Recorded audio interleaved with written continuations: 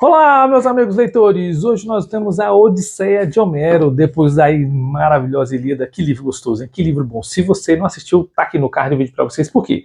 O livro 2 é a continuação, depois do 1 vem o 2, não sei na sua terra, mas aqui é assim.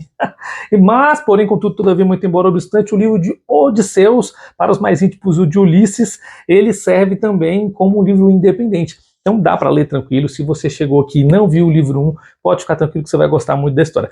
O livro 1, ele tem um a mais, porque eu consigo contextualizar para você antes do livro. O livro 1 ele vai contar a história do 10º ano da guerra de Troia contra os gregos, especificamente a ira de Aquiles. E depois eu ainda faço um epílogo contando depois da guerra o que acontece. Mas aqui ele vai contar a história do herói, do campeão da guerra, que é o Odisseu. Depois que acaba a guerra ali, o que acontece depois com esse personagem em específico? E é óbvio que ele vai falar dos outros amigos dele de guerra. Para você que está só nesse vídeo aqui, eu vou deixar pequenos contextos, mas para você entender de forma mais abrangente, tem que ver o outro, por isso que eu deixei no card para vocês bem no iníciozinho do vídeo, beleza?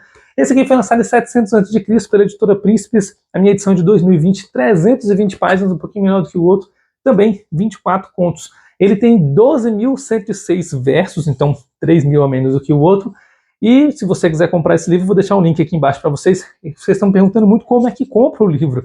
Na descrição do vídeo, primeira linha, está escrito lá o link. Clica no link da Amazon e lá tem um desconto. Pronto, só isso. Fica muito mais barato você comprar do que outros fornecedores. Eu estava olhando outros para poder ajudar vocês. E o mais barato que tem é da Amazon mesmo, não tem o que fazer. Então, contextualizando, os nomes que estão contidos nessa obra, eles vêm aqui para o Oriente, um nome latinizado, então vem com o nome de Ulisses, vem com o nome, por exemplo, Poseidon vem com o nome de Netuno, o deus da guerra Ares vem com o nome de Marte, enfim, são deuses assim, os nomes mais, chama de latim, né? Alguns até romanos, mas chama de latim. E o nome em grego é o nome Odisseu, é o nome Zeus, é o nome Poseidon. Então eu vou trazer um nome igual eu trouxe na primeira versão, tá? O nome em grego, mas não se acanhe, não se estranhe se você estiver lendo e tiver escrito Ulisses. Ulisses é para os íntimos. O primeiro conto vai contar a história de Odisseu, então. Ele está na ilha de Ogígia com Calipso, e você já começa assim. O que está acontecendo? Calipso, então, ela é a filha de um titã, no caso Tétis, e para que você lembra do livro 1, Tétis é a mãe de Aquiles. Olha só que bacana, então, Calipso é a irmã de Aquiles. Já começa a familiarizar tudinho. E ele está ali, 7 anos preso ali, triste, a mulher doida para o homem ficar lá, e o homem fica olhando para o mar, porque ele quer voltar para a família dele. Ele está de 7 anos só ali, já vou contar o que aconteceu com ele. Então, Atenas, ela vê que ele sofre bastante, chega no Zeus, todo o Olimpo faz uma grande reunião, e Poseidon não pode ir porque tinha uma homenagem nesse dia, mas todo o Olimpo, eles vão conversar sobre a situação de Odisseu. Não só sobre eles, se reunir vai resolver sobre outras coisas. E Zeus ele vai fazer uma reclamação de que os humanos estão falando mal dos deuses, porque os deuses estão deixando a desejar com os humanos. Mas ele deixa uma frase assim, célebre. Ele vai dizer que os humanos e as atitudes que os humanos tomam é que levam à sua própria desgraça e eles acabam condenando os deuses pela consequência dos seus atos. Que interessantíssimo, hein? Para nós aqui que não temos o Olimpo, né? Se de repente eu estivesse na Europa, poderia ter. Brincadeira. Nós temos essa péssima mania mesmo de atribuir consequência das nossas atitudes a Deus. Enfim, é assim que funciona. Tanto no panteão grego quanto nós no cristianismo. A gente acredita que tudo é culpa de Deus. E você tem que entender que a consequência da sua vida é exatamente os atos que você faz. Se não está gostando do que tem, então começa a perceber o que você está fazendo para você mudar de atitude. Então já começa com essa pedrada. Atena, então, ela fala para Zeus assim, olha, você está falando que a consequência dos atos dos humanos é justamente o que eles fazem. E o Odisseu? O Odisseu é um devoto, um homem bom, um homem justo, correto, íntegro, cheio de moral. Por que ele está sofrendo? Vamos ajudar o cabra. Aí Zeus fala assim, você está certo, parceiro, você está certo, vamos lá ajudar o cabra, porque de fato ele é um homem íntegro, moral e reto e devoto aos deuses. Então Atena, ela resolve ajudar um pouco o cabra lá. Telêmaco é o filho de Odisseu, e ele está lá no país dele e está tendo um problema lá em Ítaca, junto com Penélope. Porque como tem 20 anos que o homem não volta, alguns pretendentes a rei de Ítaca começam a rodear lá a ilha querendo pegar a Penélope como esposa, porque tinha uma regra naquela época, uma regra de conduta social, que quando um rei morre, a rainha tem que escolher outra pessoa para ficar no lugar, essa pessoa acaba se tornando rei. E essa rainha tem certeza que o marido dela tá vivo e ela não quer pegar outro rei, porque o rei foi pra guerra, ela tem notícia que eles venceram a guerra. Tá só esperando o marido dela voltar, só que a guerra já acabou tem 10 anos. E aí surge outro pretendente, já tem 108 pessoas usurpando do rei, mamando na teta do Estado, querendo o quê? Querendo que ela escolha um desses pretendentes. Aí ela foge uma desculpa lá, tô tecendo aqui um pano aqui, e aí quando eu terminar eu escolho, tô muito ocupada. Beleza, só que ela tece durante o dia e de noite ela destece. Ela acaba estragando o pano para que não aconteça. E essa lenga-lenga aí desses pretendentes já duram 4 anos, completando aí os 20 de que Odisseu tá fora de casa. No canto 2, Telêmaco, então, ele reúne o conselho ali da ilha, fala assim, pessoas queridas, amados concidadãos, conterrâneos, vou buscar meu pai, eu preciso de ajuda, quem vai comigo? E ninguém vai. E Telêmaco, ele tem 23 anos, e o pai dele, quando saiu, ele tinha 3 anos de idade, e ele quer ajudar a buscar o pai, e ninguém no reino aceita. Ele fica super chateado, porque na hora que o povo precisa do Estado, eles são um rei bom, mas simplesmente o povo não ajudou na hora que ele precisou. Fica mais uma reflexão, né? Você tem que ser cortês e caridoso quando a pessoa é caridosa com você de volta. É o mínimo que se espera, né? Bom, então ele faz uma oração a Atenas justamente para poder ajudá-lo. Os pretendentes que estão lá acabam culpando Penélope, falando assim, olha, nós estamos usurpando do Estado porque você não decide o rei. A partir do momento que você decidir, todos os demais vão embora, acaba com essa lenga. Só que, enfim, ela não quer. Para quem lembra, Penélope no livro 1, ela é simplesmente uma espartana. Ela é irmã de Helena, e Helena quer todo o enredo do livro 1. Justamente ela que causa os problemas. Eu vou deixar só para essas pequenas contextualizações, não vou contar toda a história da Helena não, já está no livro 1 lá. Então, Atenas se disfarça de um mentor e fala para Telêmaco, fala assim, olha, vamos ali seguir teu pai, vamos pegar um barco e vamos lá. Mas é a rainha Atena, a deusa Atena que está com ele. O canto 3, então, Telêmaco, ele conversa com Nestor.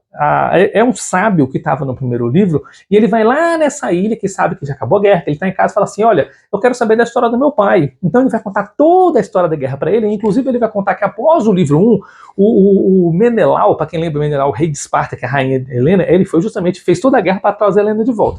E ele traz. Ele ficou 8 anos à deriva até voltar para casa, mas conseguiu voltar, e fala para ele que o pai dele está vivo, só que o pai dele não chegou em casa ainda, mas está a caminho, ele vai conseguir chegar. Então ele fala assim, vai lá em Esparta, vai falar com outras pessoas, vai procurar outros Agamenon, outros heróis de guerra para a gente poder saber o que aconteceu com o seu pai. Beleza, no canto 4 é justamente ele chegando em Esparta. Em Esparta está tendo uma festa porque a filha do Menelau com Helena, ela está noivando com Neoptólemo. Eita, Neoptólemo, para quem lembra, é um herói de guerra também do livro 1, que é filho de Aquiles. A gente fica muito feliz com isso. Então ele vai explicar que os gregos irritaram os deuses na guerra contra Troia. Quem lembra, na Primeira Guerra, os deuses ficaram bastante divididos ali. Então, os deuses que ficaram do lado dos vitoriosos, no caso de Atena, está ajudando eles, e os outros estão justamente fazendo mais guerra. Odisseu, então, está vivo, fala para Telêmaco que ele está vivo e que ele está tentando chegar em casa. Só que o Agamenon, ele morreu. Quando ele chegou em casa, Agamenon era o grande general final, o reizão da guerra, né? Quando ele chegou em casa, a mulher dele estava com outro, porque afinal de contas estava 10 anos fora de casa, e esse amante ajudou a matar o rei, usurpou o trono. Então Agamenon está morto, já vamos falar com ele quando a gente for falar de Hades. E em Ítaca, os pretendentes, eles fazem um motim, falam assim, olha, quando o Telêmaco voltar, a gente mata ele e toma o lugar do trono, se a rainha não quiser também, nós tomamos a rainha também, desce o cacete. Todo mundo fala de guerra, né? Atena, então, fala pra Telêmaco assim, olha, tá na hora de você voltar pra casa que tá dando problema lá, e quando você voltar, seu pai vai estar lá. Eita, Telêmaco ficou todo feliz. Lá na ilha de Calipso, o nosso Odisseu, nosso protagonista, ele recebe uma mensagem dos deuses dizendo que ele pode ir para casa, e essa mensagem, através do deus Hermes, que é o mensageiro, chega justamente para Calipso, e Calipso libera ele para que ele possa ir embora. Inclusive, eu vou deixar uma frase no shorts, que ela falando para ele que ele pode ir, que ele está liberado de todos os amores dele. É interessante porque Calipso, ela queria que ele ficasse com ela para sempre. Ela gostou dele. O Odisseu devia ser muito bonito. Mas acredito que ele tem, de fato, tem a aparência de um rei, de um deus, né? Ele é um rei, de um deus. Ele oferecido para ele a imortalidade, a juventude, e ele não quer. Ele fala que ele prefere, olha só que interessante, ele prefere ser mortal e passageiro, mas no lugar onde ele é de origem, no lugar onde ele quer estar, no lugar onde ele faz a diferença, no lugar onde ele é ele mesmo, do que ele ser eterno num lugar que não pertence a ele, porque ele não pertence aos deuses. Essa reflexão foi uma das que me fez ler esse livro, que foi recomendado pelo Clóvis de Barros Filho. Vou deixar no card esse livro para vocês, porque essa reflexão sobre o que faz uma vida ser uma vida interessante, o que faz ser uma vida boa, ele vai chamar aqui de vida boa, né? O título do livro, ó, Vida que Vale a Pena Ser Vivida, mas o que ele vai chamar de vida boa no livro é justamente essa frase. Ele teve tudo para ser imortal e eterno, mas não era o lugar onde ele queria estar. E você? Está no lugar onde você quer estar? O lugar onde te faz feliz? O lugar onde você abriria mão de qualquer coisa para continuar onde você estaria, fazendo o que está fazendo? É legal essa reflexão. Bom, Calypso ajuda Odisseu a fazer uma jangada e com os bons ventos ali de Atena ele consegue sair dali. Só que o Poseidon, ele tá irado com Odisseu e ele joga toda a ira sobre ele e ele cai no mar. Quando ele cai no mar, uma ninfa, uma deusa do mar, ajuda ele e fala assim, olha, tira sua roupa que eu vou te dar um manto aqui, com esse manto você vai conseguir nadar até chegar na próxima ilha, que está muito longe. Então ele nada durante 2 dias e 2 noites com esse manto. Quando ele chega nessa ilha, ele chega à deriva, chega morto, chega cansado, e ele simplesmente cai ali no meio de umas árvores e dorme. Poseidon fala assim, não, esse homem já sofreu bastante, já tá bom, já pagou por uns pecados dele, não vou perturbar mais ele. Então ele acaba descansando nesse canto 5, e nós já vamos explicar que treta é essa com Poseidon e Odisseu, por que ele está passando por isso e por que o Poseidon simplesmente falou que já tá bom de castigo. No canto 6, ele acorda e tem 4 jovens belas e maravilhosas nessa ilha e ele tá nu. E eles simplesmente se ajoelham. Eu acho muito legal a humildade que Odisseu tem. Odisseu é considerado um dos reis mais sábios da Grécia. E é interessante por que ele tem essa sabedoria. Primeiro porque ele é devoto aos deuses, ele segue as tradições, os preceitos morais. Isso é interessante para a gente trazer para a nossa sociedade, isso torna uma pessoa sábia. Ele tem de empatia com o próximo, tende a colocar as outras pessoas num lugar mais acima do que ele, sendo que ele sempre foi um bom rei. Isso é bem legal, essa concepção. E segundo, que ele sempre se diminuiu. Ele, diante dessas moças, ele se ajoelha e clama a ajuda delas. Ele nunca fala que é rei, ele nunca fica arrotando quem ele deveria ser, vomitando, eu sou o superior. Ele se humilha. E as meninas ficam assim, tão impressionadas, que ajudam ele, servem roupa, servem comida para ele, e falam para ele assim, olha, vai lá no palácio, que lá eles vão poder ajudar você, achando que ele era um mendigo mandarilho. Enfim, uma delas até fala, nossa, que bonito de casar com ele. O povo do tarado na Grécia. Quando ele chega no palácio, ele é recebido com grande hospitalidade. No canto 7, então, esse palácio faz uma homenagem ali, faz um banquete ali de festa. O palácio só vive de festa. E enquanto as moças estão cantando as músicas, o Odisseu chora, cai as lágrimas, porque a música é cantado exatamente às homenagens da guerra de Troia. Olha só, aqui já se passaram quase 10 anos, né? Quase 10 anos após a guerra, então tem quase os 20 anos da história. Então ele ainda está citando a história da Ilíada, e ele se emociona. E o rei e a rainha percebem o que está acontecendo ali, mas ele simplesmente deixa Odisseu ali com suas emoções. No canto 8, então ele é incitado a duelar um arremesso de disco. Ele não quer participar daquilo, ele não quer duelar sobre aquilo, mas o cara simplesmente manda ele fazer, fica perturbando lá, e ele vai e vence, e o pessoal fica pensando que o homem vai ficar cheio de soberba, e ele simplesmente se diminui de novo, dizendo que ele é simplesmente mais um sobrevivente de uma guerra qualquer, então por isso que ele tem essa força toda. Achei interessante essa humildade dele. Bom, eu e meu mouse, sempre esquecendo. Bom, ele simplesmente volta para o palácio, mais um dia de banquete, e ele chora de novo com as músicas. E o rei fala assim, o que aconteceu? Quem é você? Essa pergunta é muito legal, porque ele se revela o grande rei de Ítaca, o herói da guerra de Troia, e ele vai contar para esse reino, e vai contar para as pessoas que estão lá, ele vai contar para todo mundo, várias outras vezes, mas essa daqui ele conta em detalhes. Ele vai dizer que após a guerra, aí a gente volta aqui para o final do canto 24 aqui, depois que aconteceu tudo aqui, o que acontece? Depois da guerra, a frota que estava saindo lá de Troia para voltar com os despojos de guerra, de cada um para a sua cidade, tem uma grande tempestade e toda a frota de Odisseu é separada da frota de Agamenon. A gente viu ali que Menelau, por exemplo, teve a sua frota também separada, ele chegou 8 anos depois em casa. Bom, depois dessa tempestade, os homens de Odisseu param numa ilha. Essa ilha ela é parceira de Troia, e os homens cegos pela vitória, achando gananciosos, eles acabam atacando essa ilha sem o mínimo de necessidade, sem o mínimo de precisão, porque eles acabaram de ganhar uma guerra e não precisava fazer uma outra luta. Então Odisseu fica chateado com isso, mas os homens são soldados, ele apenas dá ordem, ele tenta mandar, mas tem coisas que são a maioria, né? Enfim, eles buscando mais riqueza, 100 homens, que tem mais ou menos a frota ali de Odisseu, eles acabam, que sobrou depois da guerra, né? Cada barco tinha 50 homens, se saíram vários barcos, imagina quanto sobrou. Enfim, eles começam a destruir a cidade, pegar as mulheres, pegar os depósitos de guerra, e essas pessoas pedem ajuda para as outras cidades. Quando vê um exército gigantesco em cima deles, eles têm que sair correndo. Odisseu então pede para eles não lutarem e baterem em retirada. mas algumas pessoas ali ainda acabam feridas por conta disso. Morrem 6 de cada um dos barcos da embarcação. Não fala quantos barcos eram, mas morre bastante ainda, porque eram poucos homens. Simplesmente assim. Na próxima ilha, eles vão passar por várias ilhas aqui. Eles passam na ilha que os caras estão comendo os cogumelos que ficam esquecidos. E o Odisseu, ele sempre muito preocupado com a tripulação dele, ele consegue salvar o pessoal ali desse esquecimento.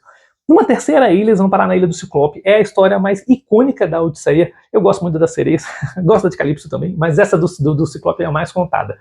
A Ilha do Ciclope, eles estão com fome e eles chegam nessa ilha e tem algumas ovelhas, alguns animais pastando e eles querem matar e querem comer.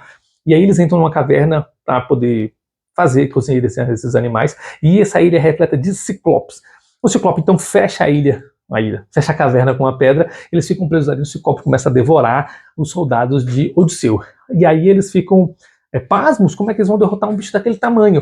Então Odisseu oferece todos os vinhos que eles têm ali numa taça bem gigante, numa pedra, um negócio, um copo que ele tinha lá, e ele toma e fala assim, olha, muito bom isso daqui, inclusive por você ter feito isso para mim, você vai ser o último que eu vou devorar. Eita, vou ter misericórdia para você que me deu o vinho. Então ele cai com sono, e aí os homens de Odisseu entalham uma tora de madeira para poder enfiar no olho do gigante enquanto ele dorme. O gigante Polifemo, ele dá um berro, um urro de dor bem alto, bem gigante. Ah, esqueci um detalhe, isso é importante. Quando ele dá o vinho, o Polifemo pergunta para ele assim, como é que é seu nome que eu vou agir de benevolência com você? Ele fala, não sou ninguém. E eles são meio meio ignorante. Ele fala assim, então tá bom, senhor, ninguém. Você vai ser o último que eu vou devorar. Bom, ele é empalado no olho, dá um berro, outros ciclopes abrem a caverna com as mãos ali, tiram a pedra dali. Eu assim, ei, Polifemo, tá acontecendo alguma coisa? Ninguém furou meu olho, socorro, ninguém furou meu olho. Os outros, ninguém furou seu olho, então tá tudo bem, vão embora. Polifemo então abre, deixa a caverna aberta para os animais saírem e os homens saem grudados junto dos animais e acaba conseguindo se desvencilhar, apesar de que alguns soldados morreram. E aí fica uma reflexão que eu achei bem interessante. Na hora que eles estão indo embora, Odisseu, triste porque os homens morreram, chateado com o que aconteceu, mas feliz pela vitória, ele começa a lançar injúrias contra Polifemo. E assim, o homem ele pode ser o mais sábio que for. No momento em que a emoção toma conta dele, ele acaba agindo de soberba e de ignorância. Então eu vou dizer para você que é uma pessoa sábia, se você está no canal de conhecimento, de educação e de livros, um livro de 2.700 anos, então a gente vai entender que o sábio, ele também erra, ele também é humano. Então não precisa chamar um cara de tolo, porque apesar de sábio, ele cometeu um erro. O homem mais sábio de todas essas histórias aqui cometeu um erro. Ele deixou com que a soberba tomasse de conta dele e profetizou injúrias contra Polifemo. Polifemo cego e injuriado, ele se ajoelha e pede ajuda pro pai dele. O pai dele é um pequenininho ali, um bestinha, é só Poseidon. Agora você entende por que Poseidon estava perdoando Odisseu lá no final, depois dos 10 anos, ao sair de Ogígia ali com Calypso. Você entende então que foi por causa disso, porque ele feriu o olho de Polifemo. Polifemo então recebe a ajuda do pai dele e a jornada daqui para frente de Odisseu, os próximos 10 anos, é só dor e sofrimento. No canto 10, eles vão parar numa ilha chamada Eolo. Essa ilha é uma ilha bem pequenininha que fica no meio do mar, onde fica um senhor dos ventos. E o senhor dos ventos, ele estava meio entediado, Odisseu começa a contar as histórias da guerra para ele gosta muito das histórias, se afeiçoa muito com Odisseu, fala para ele assim, olha, eu vou te ajudar na tua viagem, eu vou tirar do teu caminho todos os ventos ruins e adversos contra você, vou colocar aqui nesse saco e te dar de presente. Então você vai poder chegar rapidinho na sua casa, e de fato, ao sair dali, rapidamente eles chegam em Ítaca. Odisseu olha ali, a praia da minha casa, coisa boa, tô chegando. Ele fala assim, vou tirar um cochilo, que quando eu chegar, já quero chegar no gás para dar um beijo na patroa. Os soldados, vendo que estão chegando em casa e não tem nenhum esposo de guerra, tão pobres, porque perderam quase tudo nesses naufrágios que eles tiveram, nessas brigas que eles tiveram no meio do caminho, eles olham o saco do lado do seu e falam assim, por que o Odisseu tá rico aí, nós pobres? Não é justo, vamos saquear o rei. Oh, Jesus, aí dá merda. Na hora que eles abrem o saco, todos os ventos e tempestades que eram adversos, vieram adversos, então eles voltaram todo o caminho para trás. É só na história grega mesmo, né? Odisseu, então, chateadíssimo com aquilo, volta lá em Eolo, fala com o rei dos ventos e fala assim, olha, vou te ajudar não, porque eu te ajudei uma vez e você não deu valor na ajuda que eu te dei. E segundo, se isso aconteceu com você é porque os deuses quiseram assim, problema seu, vaza. Simples assim. Eles então ficam tristes com a recusa, mas enfim, o que eles têm que fazer? Eles têm que ir para o próximo barco, para a próxima ilha, para o próximo estágio do que vai acontecer. A próxima é uma ilha onde possuem gigantes, eles são atacados pelos gigantes, os gigantes quebram todas as frotas dele, e o único barco que não conseguiu ancorar ali na baía onde cabiam os barcos era o barco do rei, e o barco do rei foi o único que conseguiu fugir. Então, nossa, morre quase todo mundo, ficaram poucos homens com eles. Até que eles chegam na ilha, na ilha da Circe. Olha só que interessante. Os homens começam a ficar com medo de descer nessa ilha por causa do trauma que tiveram na ilha do gigante. E o Odisseu, o rei, fala assim, não, vou deixar que eu vou. Ele desce, então, caça ali um cervo e traz um churrascão pra galera comer. Ela fala, não, esse rei é gente boa. A ilha é tranquila. Separam-se em 2 grupos depois de comer, tiram a sorte para saber quem vai explorar cada lado da ilha. Um grupo, ele chega no palácio onde está a Circe, e a Circe simplesmente é a filha do Sol. Essa história só tem Deus. A filha do Sol. A filha do Sol dá um banquete para eles, e quando eles tomam a bebida do banquete, todos são transformados em porcos, exceto um que foi o líder desse segundo grupo, que ficou do lado de fora de vigia. Alguém tem que ser o vigia, ele viu, sai correndo. Odisseu, nossos homens foram transformados em porcos. Odisseu fala, vamos lá salvar os homens, nós somos guerreiros, vamos lá. Bate no peito e vai. No meio do caminho, o Hermes é justamente aquele cara que foi avisado lá na Calypso no futuro, porque ele está contando do passado, avisa para ele assim, olha, essa aqui é uma deusa, ela vai te dar uma poção, essa poção vai te transformar em porco. Para você evitar isso, eu vou te dar aqui um antídoto. Você vai comer essa flor e nada vai acontecer com você. Beleza. Quando ela te ameaçar, achando que você virou porco, você berra com ela, mostra a tua espada e ameaça matar ela. Quando você ameaçar, ela vai ficar com medo e vai falar que está disposta a dar tudo para você, inclusive se deitar com você. E você deve aceitar. Ele fala justamente porque sabia que o Odisseu ia recusar por causa do casamento com a Penélope. Mas você deve aceitar. Ao aceitar, você usa como condição para poder salvar os seus soldados. Se você não fizer exatamente desse jeito, seus soldados vão morrer. E acaba acontecendo exatamente como ele fala. Odisseu chega, participa do banquete, toma da bebida, e ali Circe, achando a maioral, apunha o cajado para ele e fala assim, eu vou te transformar em porco, seu vagabundo. E ele levanta a espada, ameaça, eu vou matar você, porque eu sou imune contra a sua porção. Ela se ajoelha, tenha misericórdia de mim e tal, eu sou disposto a ser sua mulher, vamos para minha cama. E Odisseu vai. Quando Odisseu acorda, ela fala assim, olha, eu gostei muito de você, você é muito poderoso, você é um homem muito forte, fica morando aqui comigo para sempre. Ela fala assim, não, como é que eu vou ficar aqui se você enfeitiçou os meus homens? Traz meus homens de volta. Ela vai lá e transforma os homens de volta, cumprindo aí tudo que Hermes falou para ele. Eles ainda acabam ficando nesse reino durante 1 ano e meio. Só tinha mulher, comida boa, aí não tem como não ficar, né? Brincadeira. Mas eles acabam depois da guerra ficando ali descansando um pouco. Quando Odisseu, enfim, resolve sair dessa ilha, você fala para eles, fica aqui com a gente, fica em definitivo. Ele fala, não, eu tenho uma casa, eu tenho uma esposa, eu tenho família, eu tenho filhos, meus soldados também, eu quero ir embora. Ela fala assim, vamos fazer o seguinte, vai lá no inferno. Que proposta boa. Lembrando aqui que Hades não é o inferno em si. Aqui nesse livro eu trago para vocês a história de Dante, onde ele traduz o Hades para inferno, e a partir daqui que a gente entende o inferno como o Ocidente entende hoje. Aqui Hades é uma sepultura, é o mundo dos mortos, é onde simplesmente o rei Ares, ele vive cuidando dos mortos. Ela fala assim, olha, lá tem o sábio que estava na guerra com vocês de Troia, ele é tão sábio que ele manteve a sua sabedoria mesmo após a morte. Vai lá e pergunta para ele se essa sua volta para casa vai ser pacífica. Se ele falar assim, você vai conseguir voltar para casa, eu libero vocês. Se ele falar assim, você não vai conseguir voltar para casa, então você fica aqui com a gente. Eu disse, proposta boa, interessante, gostei, vou fazer isso aí, vou lá no inferno. Vou lá no Hades. Então o canto 11 é justamente ele com os homens indo até determinado caminho, e ele vai sozinho descendo no mundo dos mortos. Quando ele desce lá, a primeira pessoa, ele encontra várias pessoas. Mas ele encontra a mãe dele, que quando ele saiu de Ítaca, estava viva. E ele chora bastante, sofre bastante, porque, enfim, a mãe já tinha partido dele, não vai conseguir ver a mãe de volta. Mas ela fala, o meu marido está vivo, cuida do seu pai. Vou deixar, cuidar do papai. Ele, inclusive, fala assim, a mãe dele fala assim, olha, Penélope ainda está à sua espera. Ela se manteve casta e fiel a você até hoje. E por conta dessa fidelidade, ela está tendo problema. A gente já sabe, né? Telêmaco já contou pra gente aí o que está acontecendo. Volta para lá que ela está precisando de você. Ele falou, tô tentando, tô fazendo o melhor que dá, mas Poseidon tá difícil. Ele encontra com outras pessoas lá dentro desse inferno. Ele vai encontrar com sábios, com heróis de guerra, vai encontrar com outros. Mas o sábio que ele foi procurar fala para ele assim, olha, você consegue sim voltar para casa. Tem só algumas observações. Você vai passar no meio do caminho na ilha de Hélio. E ele tem os bois dele lá. os seus soldados vão querer comer os bois. Não deixe de forma alguma, senão você vai ser o único que vai voltar para casa. E já foi profetizado no livro 1, né? Quando ele saiu de Ítaca, foi profetizado que ele voltaria 20 anos depois, sozinho, sem esposo de guerra, e ninguém saberia quem ele era. Então, exatamente assim que vai acontecer, né? E na Grécia é assim, quando alguém faz a profecia, não viu uma que foi quebrada. Enfim. Ele encontra com Aquiles. Eu achei bem legal, porque Aquiles está arrependido de ter escolhido a fama ao invés de ter escolhido a vida boa. Ele fala assim, olha, se eu tivesse escolhido a vida boa, eu estava no campo agora curtindo e não morto aqui, junto com esses outros soldados. E eu vou deixar justamente essa reclamação dele no short para vocês. As frases que ele usa, as palavras aqui do poema são bem bonitas, para que vocês possam refletir sobre isso. Ele também encontra Ajax, encontra Patroclo, encontra Agamenon. Agamenon está morto. Agamenon foi traído ali pela esposa, igual eu já citei para vocês lá na história, no comecinho de Telêmaco. Mas ele encontra com Agamenon aqui e outras pessoas. Não precisa citar. No canto 12, ele volta para Circe e Circe avisa para ele, olha, no meio do caminho você vai encontrar com as sereias. Cuidado, porque as sereias enfeitiçam os homens e todos morrem. Todos morrem. Ninguém nunca saiu vivo, exceto ninguém. Ninguém nunca saiu. É impossível. E o homem ficou assim, impossível. Gostei dessa história aí. Elas enfeitiçam, fazem homens...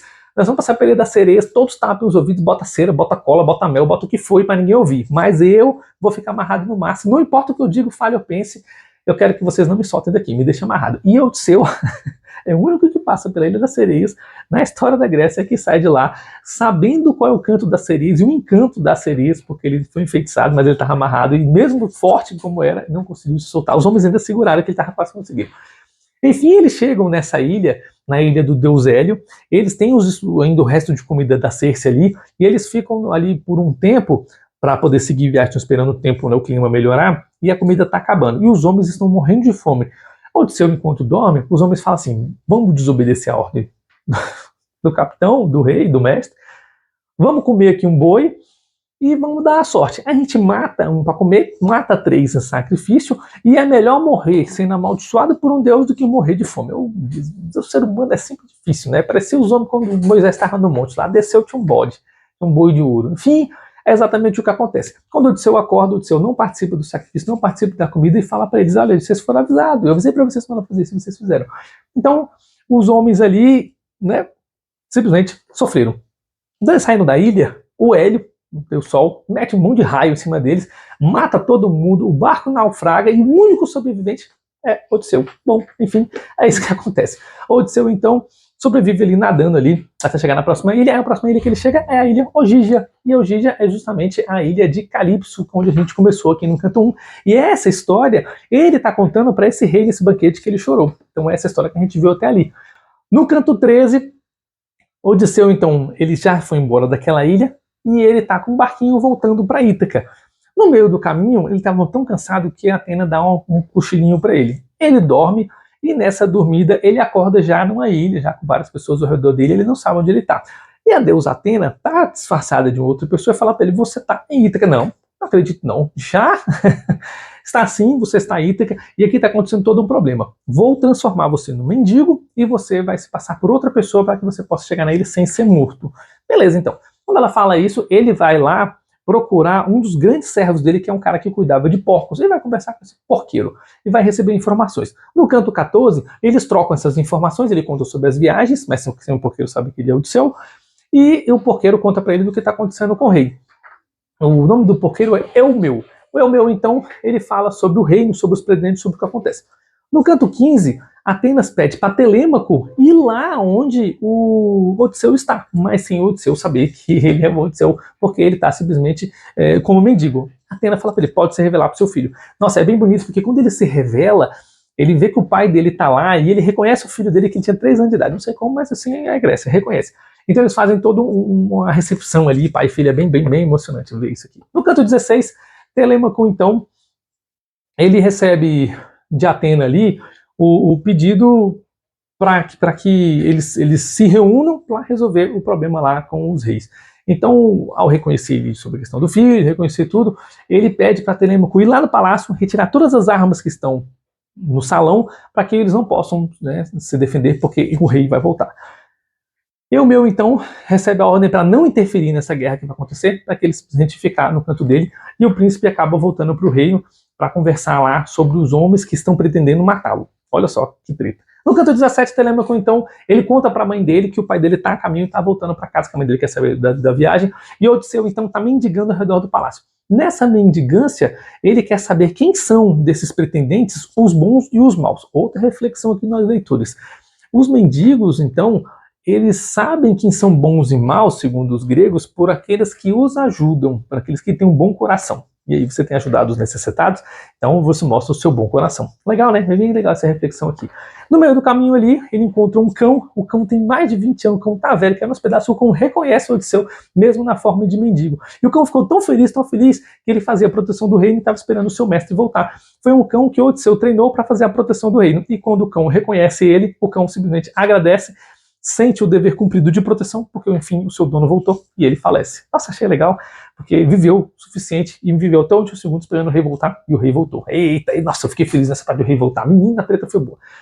Ele, então, falando em treta, um outro mendigo fica com inveja porque Odisseu tá mendigando ali, ele fala que esse lugar é meu, e você não vai mendigar aqui, quem mendiga aqui nesse reino sou eu. Ele fala assim, não, a gente pode dividir aqui com ele. Não, mas eu quero brigar, eu quero cair na porrada. Então tá bom. Quando o Odisseu tira o manto que mostra os músculos, o homem fica doido. Num supapo só, ele arrebenta o maxilar do homem e manda o homem embora. Quer brigar? Escolheu o cara errado. O canto 18, acontece justamente essa briga e o cara é derrotado num soco só. No canto 19, Penélope então conversa com esse mendigo, fala assim, esse mendigo é muito forte, esse mendigo de repente conhece o Odisseu, conhece meu marido, quer saber dele, das viagens que ele tinha, se ele tinha alguma coisa de Odisseu. Ele falou assim, olha, eu não conheço seu marido não, mas eu sei uma coisa para dizer para a senhora, seu marido está voltando, se prepara. Eita, que a mulher gosta tanto que fala assim, não pode ficar aqui na minha casa esperando meu marido voltar, vai tomar um banho e se arrumar. Nesse banho aí, a empregada reconhece ele, que cuidava dele desde criança, que ele tinha uma cicatriz ali na nascença ali de infância, quem nunca tem, né? Ele fala, fica em silêncio que ninguém sabe ainda. No canto 20, os pretendentes façam um alvoroço e façam a Penélope. Amanhã você vai ter que decidir qual é o homem, se você não decidir, não vai tomar força. Ela fala assim, então tá bom, então amanhã está decidido, amanhã eu vou escolher. No dia seguinte, então, no canto 21, ela pega o arco de Odisseu e fala assim, aquele que conseguir montar o arco é pegar o arco e colocar o fio nele, quem conseguir montar o arco, envergar o arco e montar, dar um tiro de flecha que atravessa 12 machados, aí não é cortar o machado não, o machado tem um furo, e aí tem que atravessar os 12 furos do machado, ou seja, o cara tem que dar um tiro com força e com precisão suficiente para atravessar os 12 tiros. Esse vai ser o novo rei de Ítaca, meu marido, e eu serei fiel a ele. Todos tentam, inclusive Telêmaco, ninguém consegue, Telêmaco estava quase para conseguir o Odisseu dar encarada dele, ele falou assim, você não consegue não, mulher é minha. O filho entende, todo mundo tenta, ninguém consegue, no final o mendigo levanta a mão e fala assim, eu vou tentar. E os caras acham ruim, falam assim, não, você não vai tentar não, todo mundo não tentou, ninguém conseguiu, e se eu conseguir? Não custa nada, né, eu não sou mendigo? Então, paz no canto 22, Odisseu curva o arco com a maior facilidade do mundo, dá uma flechada que atravessa os 12. E os caras ficam boca aberta, e ele fala assim, você já sabe isso muito? Vou mostrar pra vocês o que é. Ele tira a flecha e acerta a boca do cara que atravessa do outro lado, e aí começa a chacina total. Ele e Telêmaco começa a lutar vorazmente contra todos os homens que estavam lá. Eles não tinham armas, porque o Odisseu pediu pro Telêmaco tirar as armas do palácio, mas os que estavam portando suas próprias armas começam a lutar. Eles lutam tanto, porque eram 108 contra 2, que até alguns empregados chegam a ajudar, mas coisa pouca. Enfim, derrota todo mundo. No canto 23, essa parte é boa. No canto 23, depois de ter toda a vitória completa, Telêmaco assumiu o Odisseu como pai, o Odisseu, né, todo revelado ali como Deus, todo bonitão. Deus não, né, humano vitorioso, herói, campeão da guerra.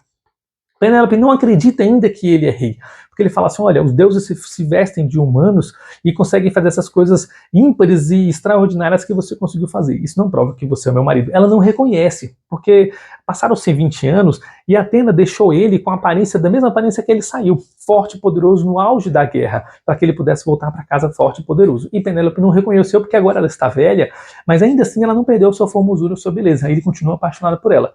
E aí ela fala assim, criada, ele está dizendo que é rei, ele venceu, ele é rei porque ele venceu. Tira a cama do meu quarto e bota ele para dormir no outro aposento, na cama real. E Odisseu fala assim, uai, na cama? Aquela cama que eu fiz, com aquele carvalho gigantesco lá, duvida não levantar. Nenhum deus levanta aquela cama daquele lugar. Aí ela fala assim, esse é meu marido. Porque foi ele que construiu a cama e só ela sabia que ele tinha construído essa cama.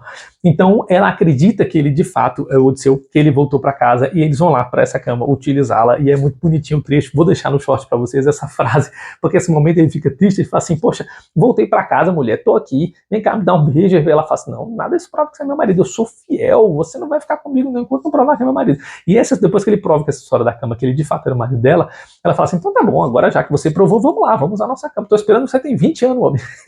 Eu vou deixar no short, porque é bem bonito esse palavra que ela usa. O canto 24 é Odisseu buscando pelo pai dele, fazendo festa com todo o reino e comemorando a volta. E enfim, acaba a Odisseia de Homero, a Ilíada, o livro 1 e aqui o livro 2. Esse livro 2, de acordo com a guerra ali e tudo, é um livro um pouco mais ameno, mas é interessante que um herói inteiro tem um livro exclusivo para ele, que foi um dos poucos que ficaram vivos depois dessa guerra. Só ele, Menelau e Helena ali que sobrou, e treta, né, por causa de Helena. Mas, bom, é um livro clássico, é um livro obrigatório para a leitura de qualquer um. Na leitura ali, você pode achar um pouco complicado por causa dos poemas. Vou dizer para você que existem versões com a linguagem mais humana. Eu botei minha filha para ler, e minha filha, além do português, ela estuda inglês e espanhol. Eu falei, minha filha, lê isso aqui, lê um pedacinho aqui para mim. Ela, pai, tá escrito em que língua? Eu não tô entendendo. Não, filha, tá em português, faz uma forcinha.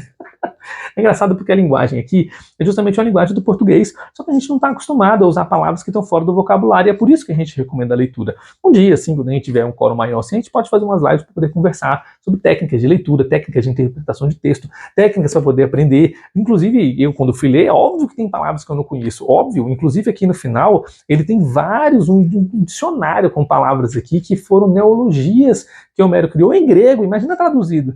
Então, assim, essa tradução aqui, que é a tradução fiel do Odorico Mendes, inclusive ele ganhou o prêmio por causa disso, é uma tradução que eu queria nessa versão. Você pode ler a Odisseia, as pessoas perguntam assim, como é que eu vou ler um livro tão difícil que eu não entendo? Tem umas versões que tem uma linguagem mais humana ali, dá para você entender. Tem o primeiro filme, tem o primeiro livro, tem um filme, então assim, fica mais fácil você compreender.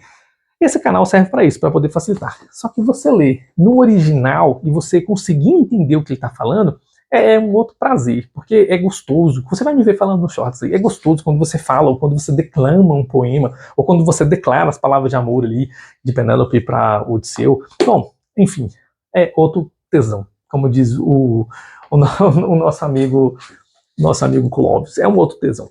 É um prazer assim, de outro patamar. Vale a pena você fazer um pouquinho de esforço para você elevar o seu nível intelectual e você ter um vocabulário um pouco mais abrangente para poder compreender esse tipo de livro. Eu estou falando aqui para você de livros que têm uma linguagem um pouco mais difícil, sim. Esse canal serve para isso, né? Se você não quiser fazer esse esforço, não tem problema. Estou cá eu para poder ler para você, ou pelo menos resumir. Enfim, muito obrigado por mais essa leitura e espero você no próximo vídeo. Até mais.